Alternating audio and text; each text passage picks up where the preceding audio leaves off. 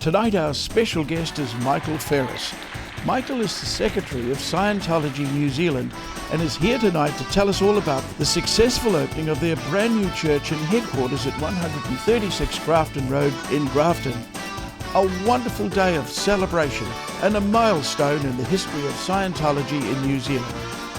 Michael Ferris, welcome to The Beat Goes On. Good to see you. Thank you for inviting me.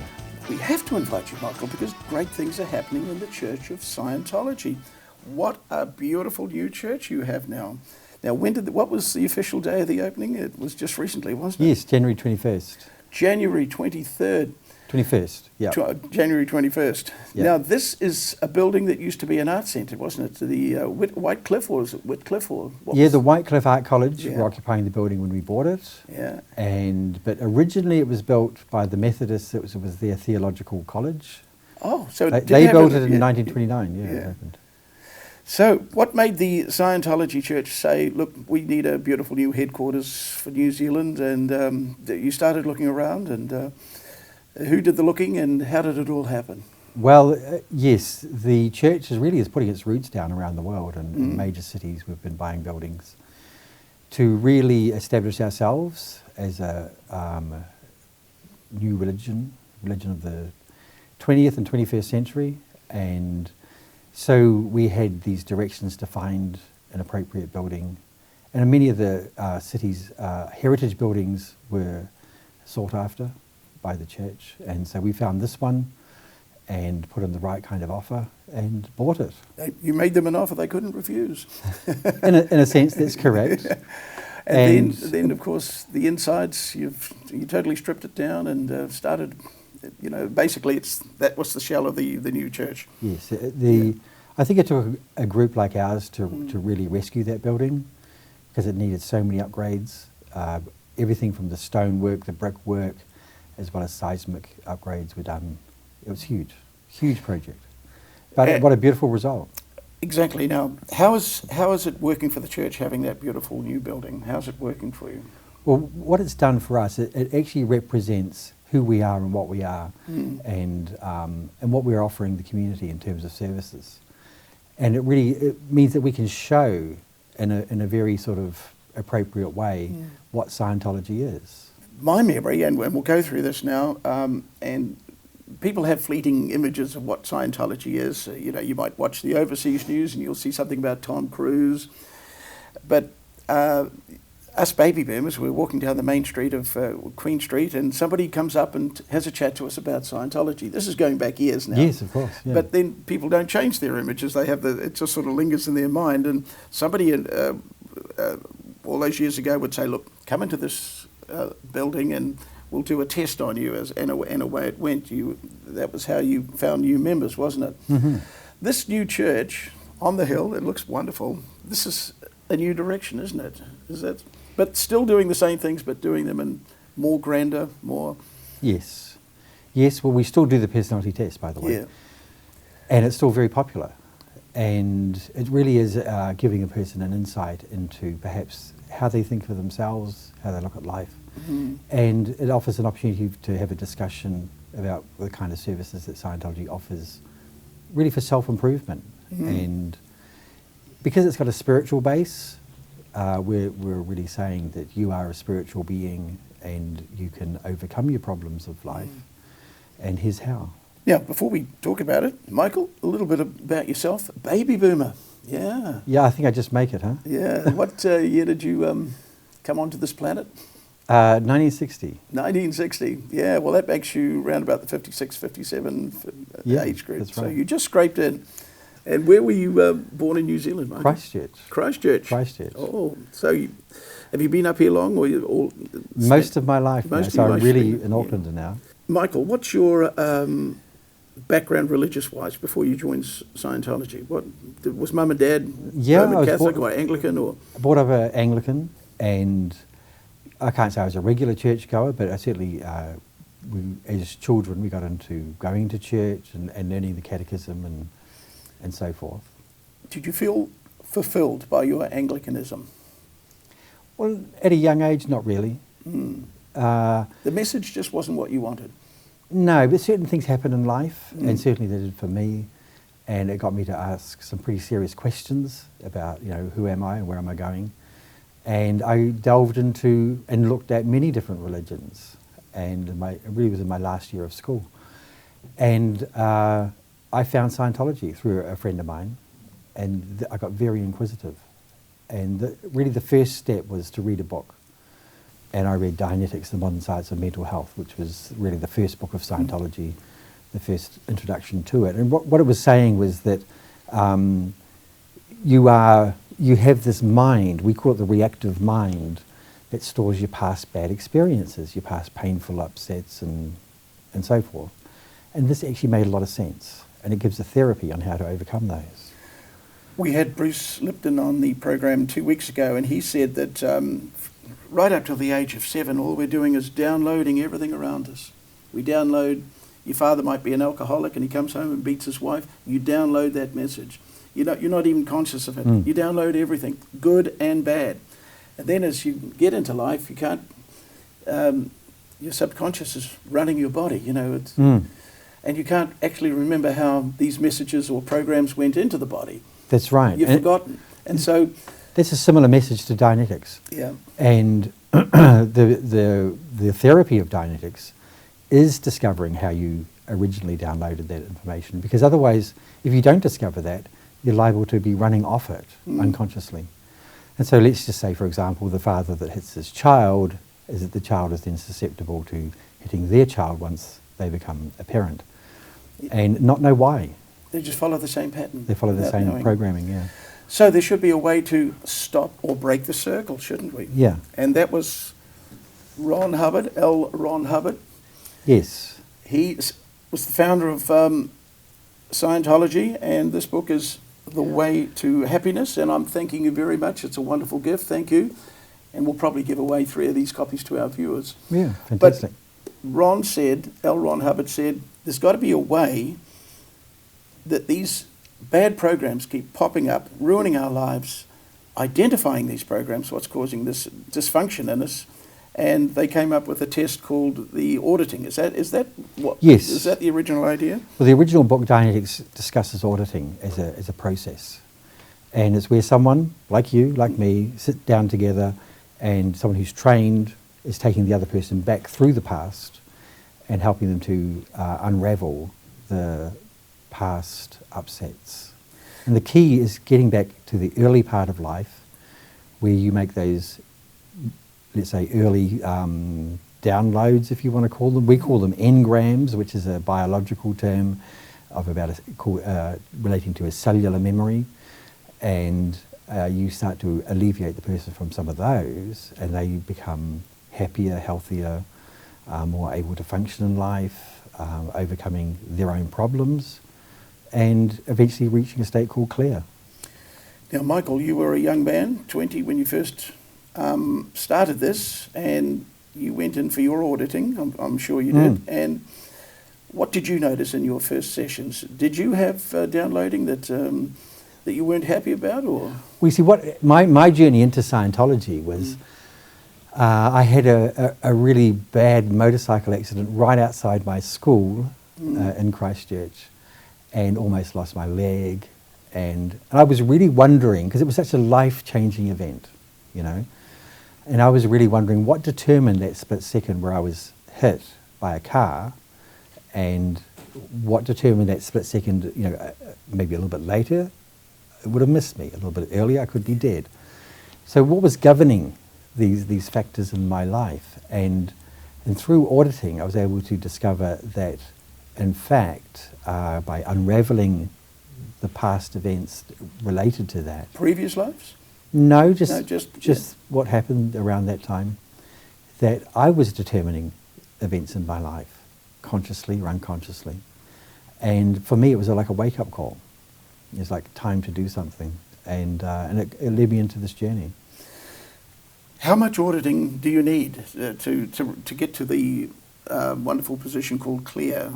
Can some people do it quickly and other people take longer? Or? Well, it's usually around about 500 hours, sometimes less, in terms of auditing time.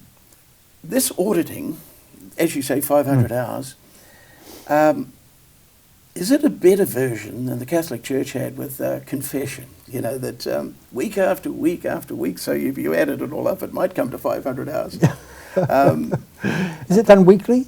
Yeah, confession? Well, people used to go to confession every week, and they would get into this box, and it was all dark, and they'd have a chat with the priest, and and you never knew what anybody ever talked about. It was very private. But here it was a form of auditing, wasn't it? In a sense, yes. Yeah. It was giving the person the chance to alleviate their transgressions. Is this the beauty of Scientology, that you now have a better, more scientific, more sophisticated form of confession? Yes. And that's quite a nice way of putting it, because the guide for auditing is that someone is helping you to unlock memories that you kind of bury.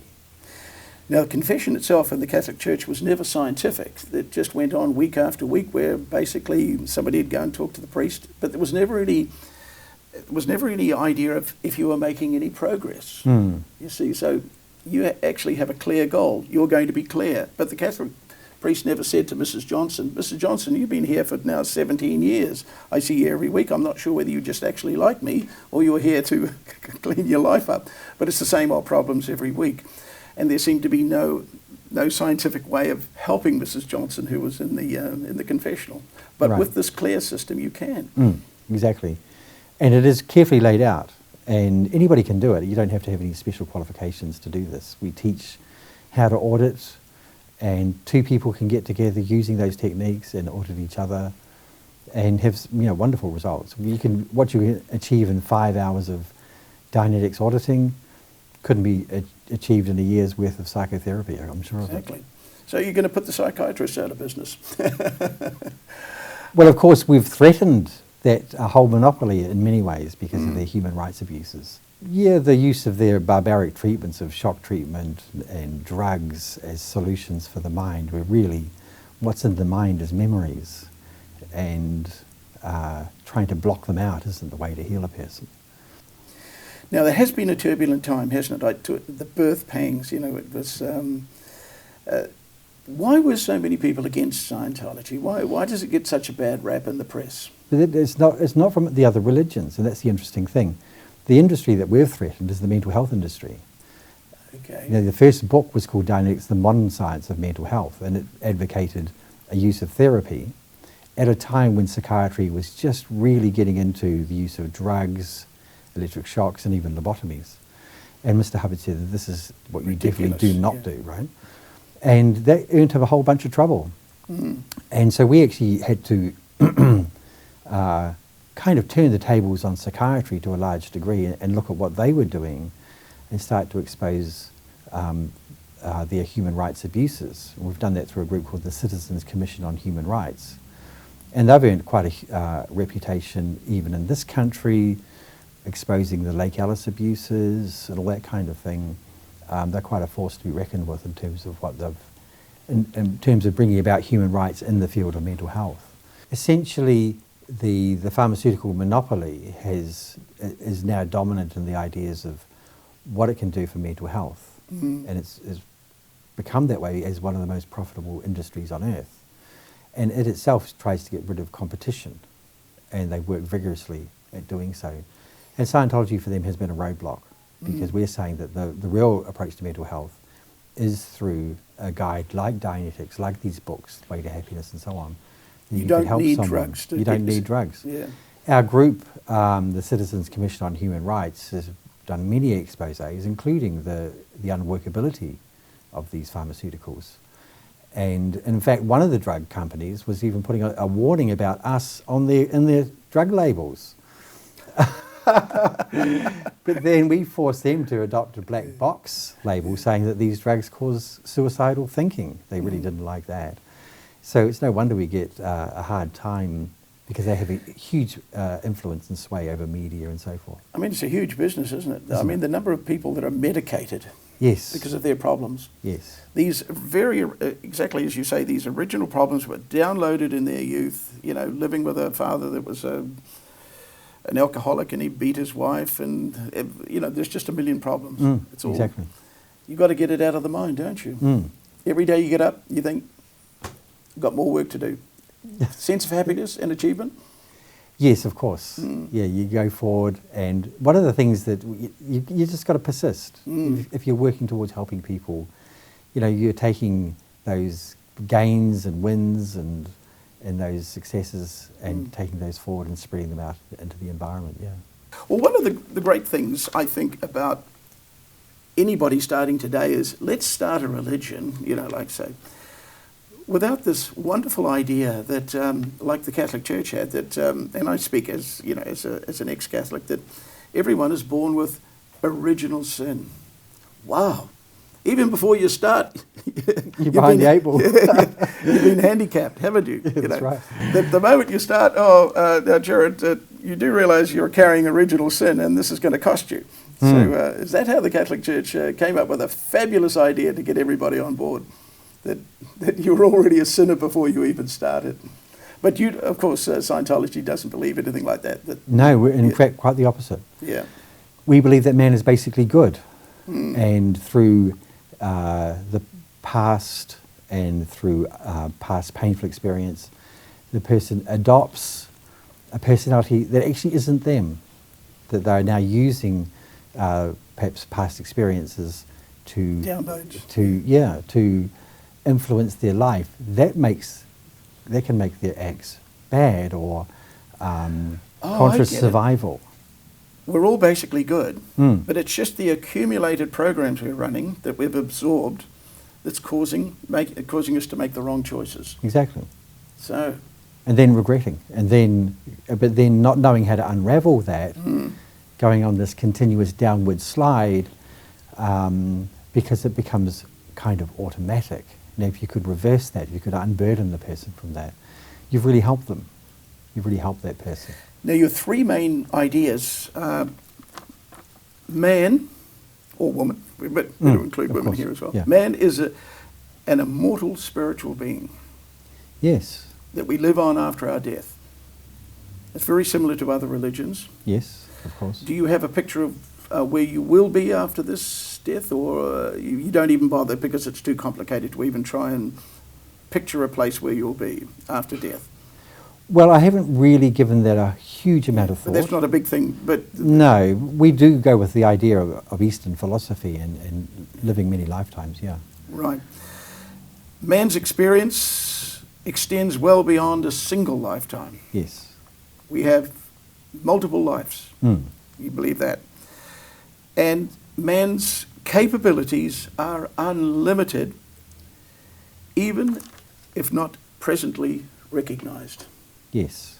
And that's the base. Those are the three main codes of Scientology. Yeah, that's the basic premise of our work, is to help the person to become aware and to really and be able to embrace those abilities that they have, and to use them for good.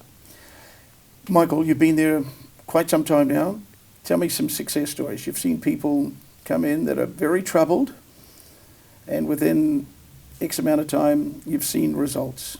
Yes, well, I personally am an auditor. I've audited many people.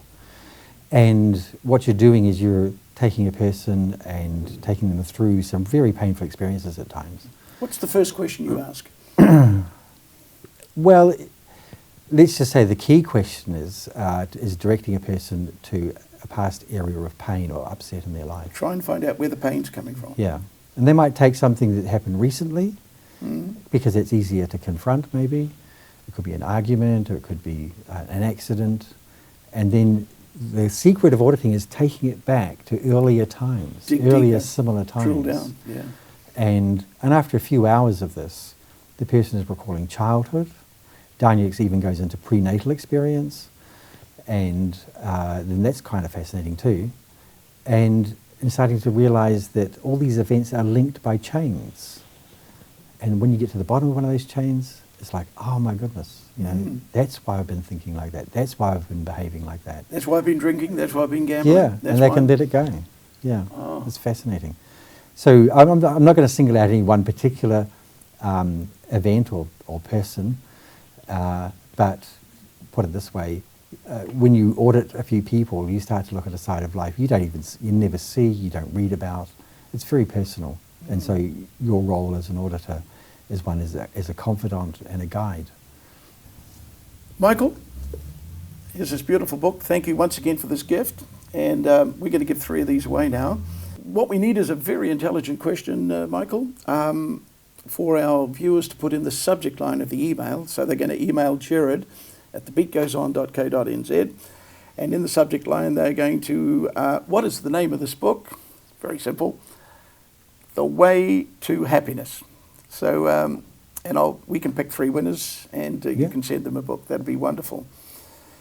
And if they'd like to come and see you, Michael, and have a look at the brand new, beautiful church, it's the address is, what is it? 136 Grafton Road. 136 Grafton Road. And if you go in through Carlton Gore Road, which is on the corner of there, there's a gate where you can come and park in there. Okay. And you're welcome. What times is it? We're open from 9 in the morning. 9 in the morning. Till 9:30 in the evening. Yeah. And there's evening classes, weekend classes, and anyone can come along anytime, and just to find out for themselves what it's all about. Yeah. Excellent. Michael, we're going to see you again. Indeed. Thank you for coming in today, and it was great to celebrate the opening of the brand new church. Yep. Thank you very much. It looks great. Thanks. Thank you.